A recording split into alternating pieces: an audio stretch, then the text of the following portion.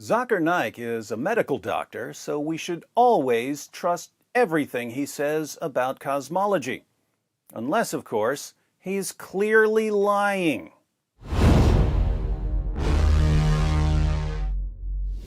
Over the past few decades, Muslim apologists went all in on two arguments: the perfect preservation of the Quran and the amazing scientific accuracy of the Quran. People like Ahmed Deedat and Zakir Naik were successful with these arguments for two main reasons. One, their listeners were all too eager to accept any defense of the Quran, no matter how absurd.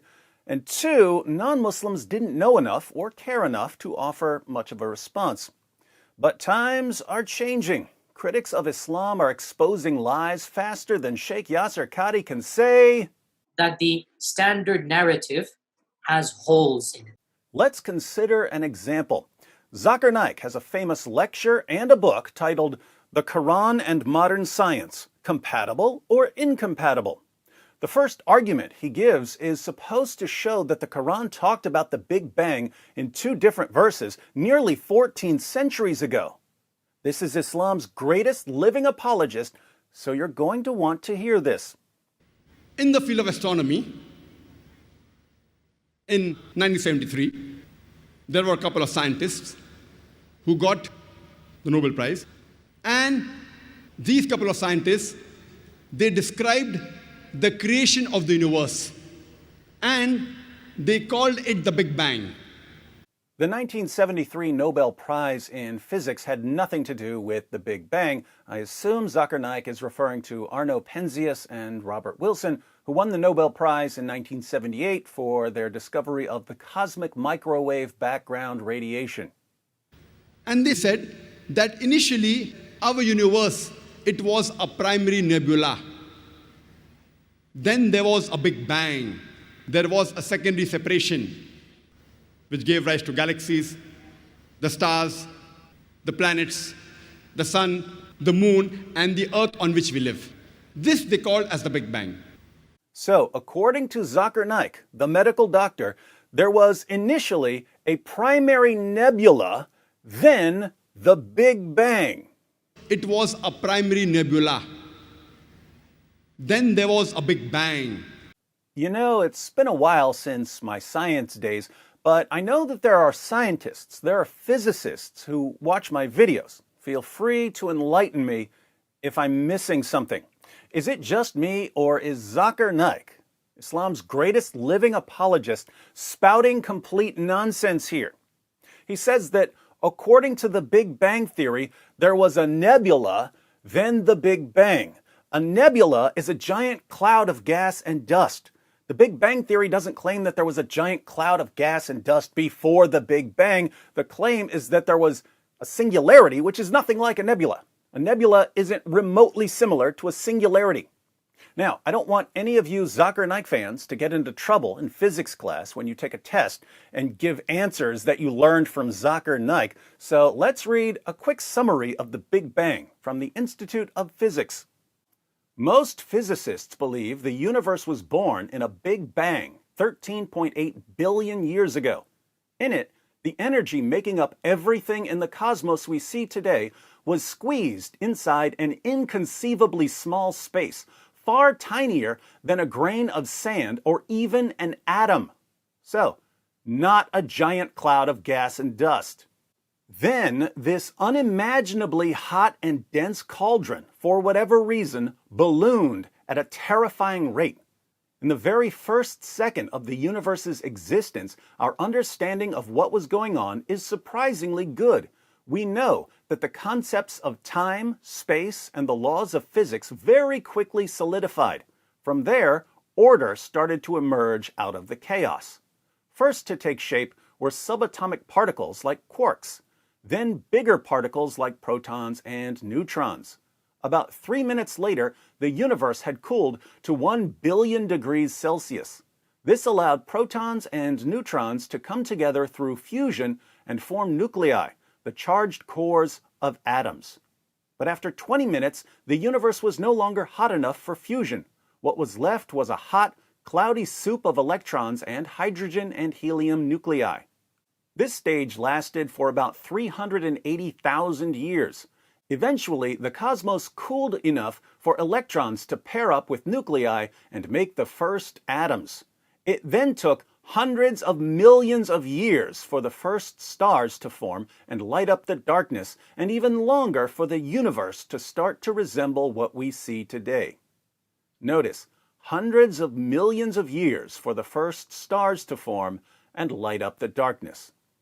Okay, time for more science education from our favorite medical doctor.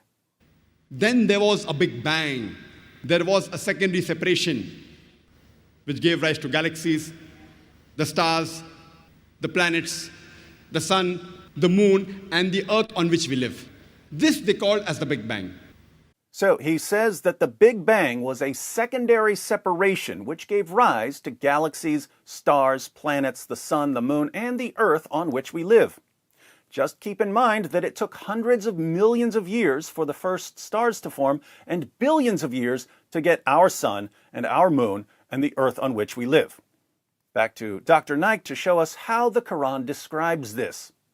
The glorious Quran mentions this in a nutshell 1400 years ago in Surah Anbiya, chapter number 21, verse number 30, the ayah I started my talk with.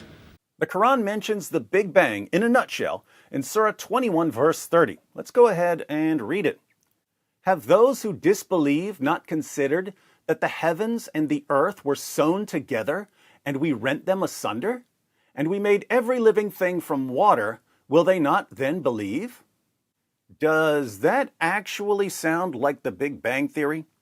The heavens and the earth were sewn together and then Allah rent them asunder?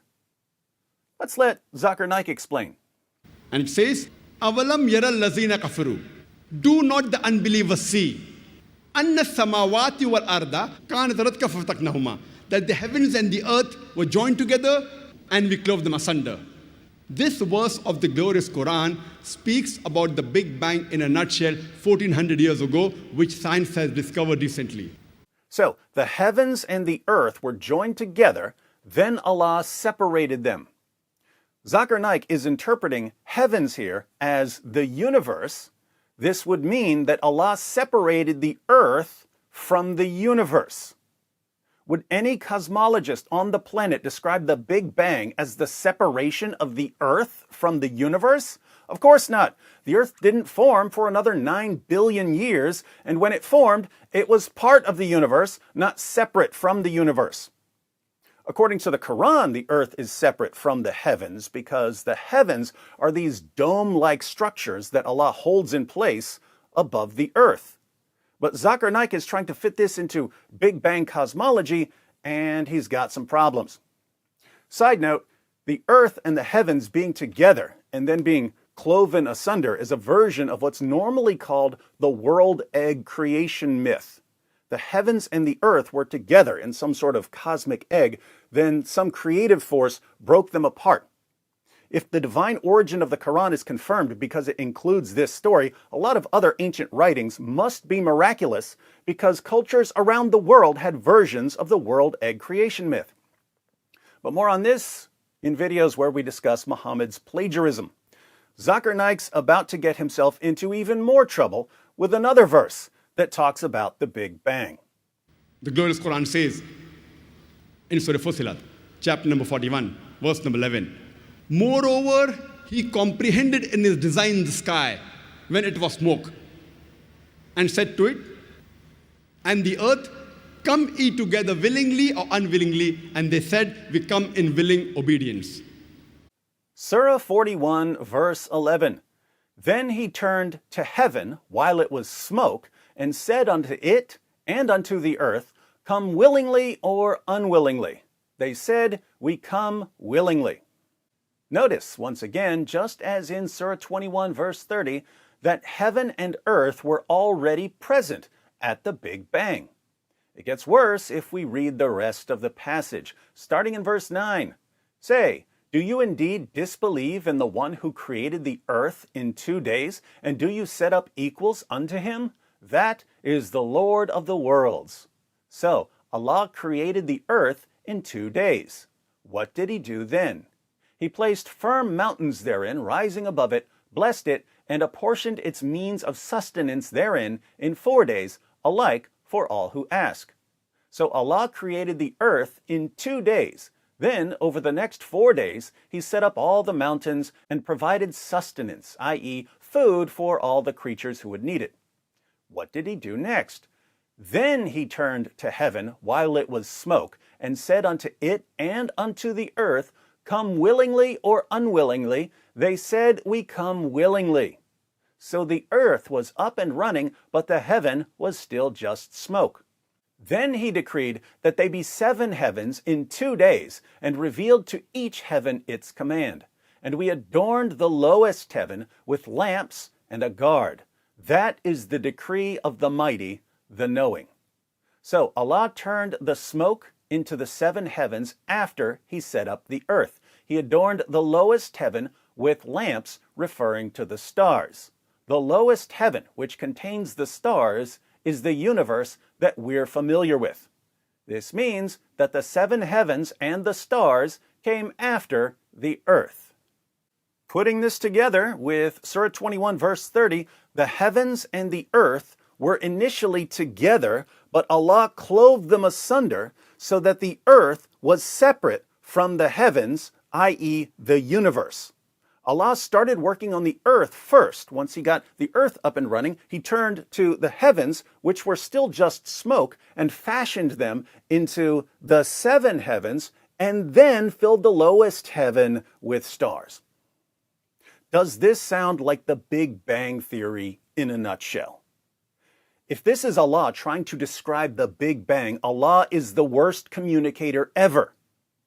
But Zakir Naik isn't done misrepresenting science and the Quran. Tell us about the smoke, Dr. Naik. Today, the scientists, they tell us that initially the celestial matter of the universe, it was in the form of gas. And the Arabic word used in this verse of Surah Fussilat chapter 41, verse number 11 is dukhan. Dukhan does not merely mean gas, it specifically means smoke. So, scientists tell us that the celestial matter was initially in the form of gas, but the Quran says smoke. Smoke includes gas, but most gas is not smoke. Does this mean that the Quran is wrong? And today scientists say that smoke is a more closer and more scientific as compared to gas, because that time it was hot. Imagine. The Quran mentions 1400 years ago, which we discovered recently, that the initial celestial matter of the universe, it was in the form of smoke. Islam's greatest living apologist just claimed that scientists tell us that it's more accurate to refer to the initial celestial matter as smoke because it was hot. And today scientists say that smoke is a more closer and more scientific as compared to gas, because that time it was hot. Let me ask those of you who study science. Have you ever, anywhere in your entire life, met a scientist who would say that if a gas gets hot, you call it smoke? According to Zakir Naik, scientists tell us that the correct term for hot gas is smoke. Does this man have any clue what he's talking about? Smoke is given off by the burning of organic material, wood, paper, coal, things like that. Organic material contains carbon. There was precisely 0 organic material for a long, long time after the Big Bang because carbon hadn't been invented yet. So no scientist in the world would call the early gases smoke just because they were hot. Do you know what the scientific term for hot gas is? Hot gas. Now think about how Islamic dawah works. Think about what people like Zakir Naik do to convince their listeners that the Quran contains miraculous scientific knowledge. They misrepresent science and they misrepresent the Quran. The Big Bang Theory claims that initially there was a singularity. A singularity is nothing like smoke, so Zakir Naik changes it to a nebula, which still isn't smoke, but it's close enough to deceive his audience. Then Zakir Naik says that the Big Bang was the separation of the nebula into the galaxies, stars, the sun, the moon, and the earth. that's not what the Big Bang was, but even more important, Zakir Naik leaves out the fact that the Earth didn't form until about 9 billion years after the Big Bang. Zakir Naik goes to 2 verses, both of which claim that the Earth was already there at the beginning. One of the verses states that Allah separated the Earth from the heavens, which, according to Zakir Naik, means that the Big Bang was Allah separating the Earth from the universe. The other verse says that the heaven was smoke. Smoke, according to Zakir Naik, is what scientists call any gas when it gets hot. Of course, Zakir Naik leaves out the rest of the passage, which claims that the earth was a finished product before Allah fashioned the heavens and created the stars.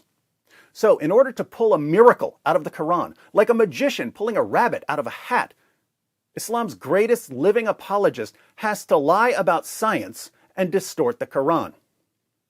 The only miracle here is that these Islamic dawagandists managed to convince more than 1 billion people that the Quran is filled with scientific miracles. But hey, that's magic. Welcome to Dawa.